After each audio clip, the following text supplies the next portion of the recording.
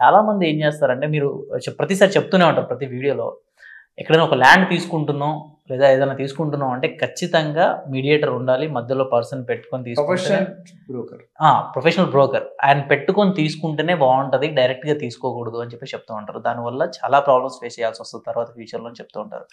అదేవిధంగా చూసుకున్నట్లయితే లాస్ట్ 1-2 ఇయర్స్లో చాలా మంది వరకు ఇట్లా అమౌంట్ పెట్టి డైరెక్ట్గా అమౌంట్ పెట్టి కొన్ని ఒక 10-15 కంపెనీలు కూడా మూసుకుపోయినాయి, కొన్ని కోట్ల రూపాయలు లాస్ అయింది అని చెప్పి, వేల కోట్ల. సో ఇలాంటివి జరుగుతూ ఉంటాయని చెప్తారు కదా, అసలు ఏంటి, ఎందుకు అలా జరుగుతుంది, దాని నుంచి బయటికి రావాలంటే ఏం చేయాలి, అసలు ఏంటి పరిస్థితి ఏంటి సార్? అసలు నేను రియల్ ఎస్టేట్లో 2 డైలాగ్స్ చెప్తా, అంతకుముందు కూడా చెప్పుంటాం, మీకు కూడా ఒకసారి మళ్ళీ వినిపిస్తాను. చాలాసార్లు చెప్పుంటారు సార్. సో ఏంటంటే రియల్ ఎస్టేట్లో ఒక పెట్టుబడిదారు కానీ, బయ్యర్ కానీ, బిల్డర్ కానీ, ఏజెంట్ కానీ ఈ ఫ్యాక్టర్ ఉండాలి. ఏంటంటే పేషెన్స్ ఉండాలి. రియల్ ఎస్టేట్లో పెట్టుబడి పెట్టారు, భూమాత అంత పేషెన్స్ ఉండాలి, ఆకాశం అంత ఆశ ఉండాలి. ఓకే, ఆశ ఎప్పుడైతే అత్యాశకి వెళ్తుందో చీటింగ్ మొదలవుతుంది. టూ గ్రీడ్ ఉండొచ్చు, టూ గ్రీడ్ ఉండకూడదు. ఓకే, అది ఫస్ట్. రెండో నేను ఏం చెప్తాను, మీరు అందరూ బాగుండాలి, దానికి కారణం నేను అయి ఉండాలి. ఓకే. మూడోది రతన్ టాటా గారు చెప్తారు, a customer coming to our premises is not an interruption, he is doing a favor by coming to us, you are not doing any favor by serving to him. అంటే కస్టమర్ అన్నాడు దేవుళ్ళు అంటారు. Customer ఇప్పుడు guest speaker లేదు, మీ channel ఏం చేస్తారు, అంతే కదా. ప్రోడక్ట్ లేదు, మీరు ఏమనుకుంటారు, ఏముండదు. సో అందుకని మనకి కస్టమర్ గెస్ట్ స్పీకర్ మీరు దేవుళ్ళలాగా చూసుకోవాలి. కస్టమర్ రియల్ ఎస్టేట్ కొనేవాడు వస్తే మనం దేవుళ్ళలాగా చూసుకోవాలి. ఎందుకంటే వాళ్ళు లేకపోతే మనం లేవు. మీరు ఎంత ప్రొడ్యూస్ చేసి ఎంత తోపైన మంచి క్వాలిటీ కొనేవాడు ఉంటే కదా మీకు వాల్యూ, కొనేవాడు అయితే ఎట్లా. సో ఈ 3 పాయింట్. ప్రీ లాంచ్ అంటే పెట్టింది పేరు మోసం, మోసాలకే పెట్టింది పేరు ప్రీ లాంచ్. ఓకే, ఒక మదర్ని ప్రీ మెచ్యూర్డ్ బేబీని డెలివరీ చేశాను, 9 నెలలు డెలివరీ, కానీ 8 నెలలు కొందరు డెలివరీ అయిపోతుంటారు. వాటో రీజన్. ఆ తల్లిని అడిగితే ఆ 1 మంత్ ముందు డెలివరీ చేసింది ఎంత ఇబ్బంది పడుతుందో తల్లి చెప్తుంది. పీటీ ఉషా గారిని ఫ్రాక్షన్ ఆఫ్ సెకండ్ వాల్యూ అడిగితే ఆవిడ చెప్తుంది. ఒక ఇంజనీరింగ్ స్టూడెంట్ సెమిస్టర్ పోయలేతే సెమిస్టర్ 6 నెలలు వాల్యూ చెప్తాడు. అక్కడ అట్లా మన కస్టమర్ వాల్యూ కూడా తెలుసుకోవాలని చెప్తున్నాను. ప్రీ లాంచ్ ఏం చేస్తాం, జనరల్గా బిల్డర్స్ దగ్గర డబ్బులు ఉండవు, 5-10% ఇన్వెస్ట్మెంట్. 100 కోట్ల ప్రాజెక్టు ఓనర్కి 10% ఇచ్చేస్తారు, 10 కోట్లు. జీపీఏ రాయించుకుంటారు. జీపీఏ అంటే జనరల్ పవర్ ఆఫ్ అటార్నీ. రాయించుకొని లేఅవుట్ వేసి అమ్మేస్తారు. గవర్నమెంట్ రూల్ ప్రకారం, రేరా ప్రకారం కానీ, గవర్నమెంట్ రూల్ ప్రకారం కానీ జిహెచ్ఎంసీ, డిటీసీ, హెచ్ఎండి ఏదో 3 ఒకటి ఉండాలి, ప్లస్ రేరా ఉండాలి. ఇవి లేకుండా అమ్మడం క్రైమ్. ఓకే, అలా అమ్మకూడదు. అమ్మితే వాళ్ళు జైల్లో పెడతారు, పెనాల్టీ వేస్తారు.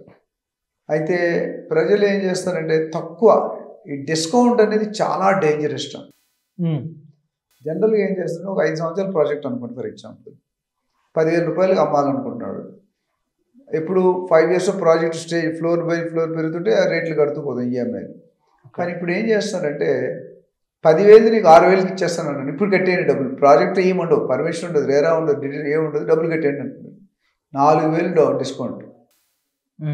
కస్టమర్ ఏం చూస్తుంటే నాకు 4,000 బెనిఫిట్ వస్తుంది అనుకుంటాడు. బిల్డర్ గారు ఏం చూస్తుంటే నాకు 6,000 ఇంపార్టెంట్, ఎందుకంటే అది ఎట్లా కట్టడం తెలుసు క్లారిటీగా. ఈ 6,000 పోతుంది, నాకు అట్లా. సో ఆ ప్రైస్ డిస్కౌంట్ అనేది చాలా డేంజర్. ఇప్పుడు మీరు బట్టల షాప్ ఉన్నాయి కదా, చాలా ఫేమస్ బట్టల షాపులు, 50% డిస్కౌంట్ పెద్ద బోర్డు పెడతారు, చూసావు రోడ్డు మీద. అక్కడికి వెళ్ళాక ఏమవుతుంది, ఇప్పుడు మీ వైఫ్తో నువ్వు తీసుకెళ్ళావు అనుకో, ఫర్ ఎగ్జాంపుల్, బాబు 50% డిస్కౌంట్, 1,00,000 రూపాయలు చేరేస్తాడు. 1,00,000 రూపాయలు 50,000 డిస్కౌంట్.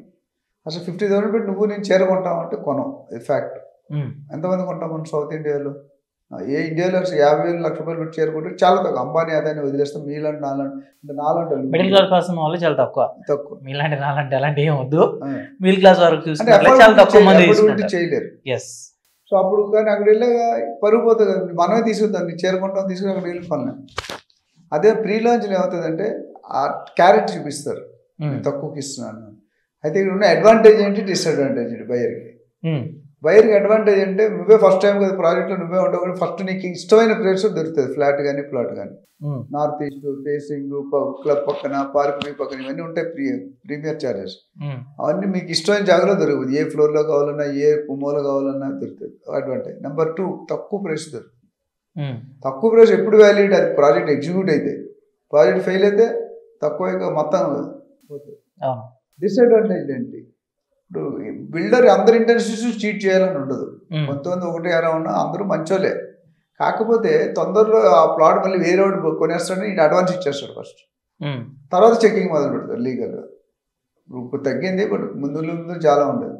లీగల్గా చెక్ చేసినప్పుడు పర్మిషన్ డాక్యుమెంట్స్ క్లియర్ ఉండవు. డాక్యుమెంట్ క్లియర్ అయితే జిహెచ్ఎంసీ రాదు, హెచ్ఎండి రాదు. హెచ్ఎండి రాకపోతే రేరా రాదు. రేరా రాకపోతే అమ్ముకోవడం.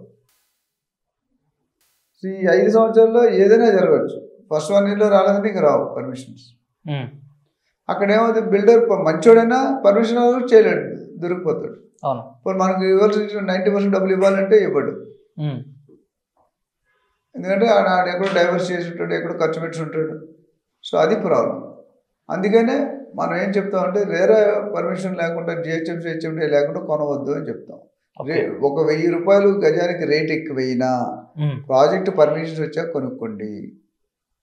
ఎందుకంటే బిల్డర్ కంప్లీట్ చేయొచ్చు, పర్మిషన్ రాకపోవచ్చు, కంప్లీట్ చేయకపోవచ్చు, వేరే ఐడియా మారచ్చు, ఫండ్స్ డైవర్ట్ చేయొచ్చు, రకరకాల ఇబ్బందులు ఉన్నాయి.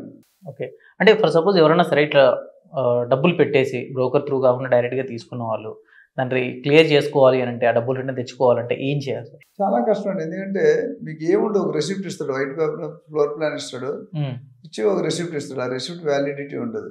మీకు సేల్ అగ్రిమెంట్ లేకుంటే, సేల్ అగ్రిమెంట్ ఇవ్వడు జనరల్గా.